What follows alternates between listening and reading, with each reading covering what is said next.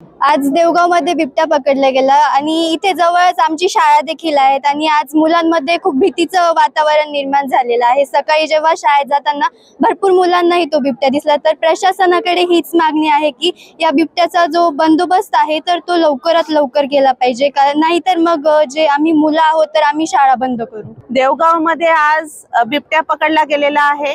असे 8-9 बिबटे इथे आहेत। आमची मागणी अशी आहे की ह्या सर्वे करून हे बिबटे सगळे पकडले जावेत आणि यांना ठार मारण्यात यावं, कारण आता मनुष्यबळाला याची हानी व्हायला लागली आहे। कुठेतरी आम्हाला लहान मुलांना कुणीतरी पकडलेलं इथे आढळतंय, कुत्र्यांना तर जनावरांना तर पकडतातच आहे। त्यामुळे ही जी मॅन ईटर जो होत चाललेला आहे बिबट्या, ह्या भागातले बिबटे, तर यांना तातडीने आपण पकडावं अशी मागणी आम्ही केली आणि जागेवर शूटआउटच्या ऑर्डरही देण्यात याव्या अशा आम्ही ऑर्डर्स त्यांना मागणी केलेली आहे।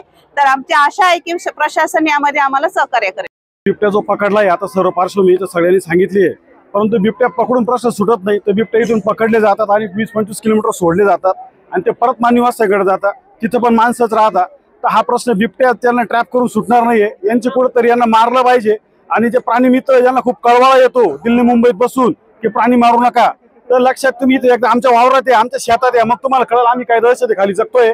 आणि जर याला जर ठार मारलं नाही आणि ही संख्या वाढत जाणार आहे आणि यानंतर एक स्पष्ट इशारा या सरकारला आम्ही देतो की जे नेपाळमध्ये घडलं त्याची पुनरावृत्ती या बिबट्याच्या निमित्ताने महाराष्ट्रात झाल्याशिवाय राहणार नाही, सरकारवर राहणार नाही। शेतकरी मेटाकुटीला आलेला आहे, आसमानी संकटाने तो पिसलेला आहे आणि वरतून बिबट्याचा एक नवीन संघर्ष, हा कॉन्फ्लिक्ट बिबट्या मानवाचा तयार झालाय।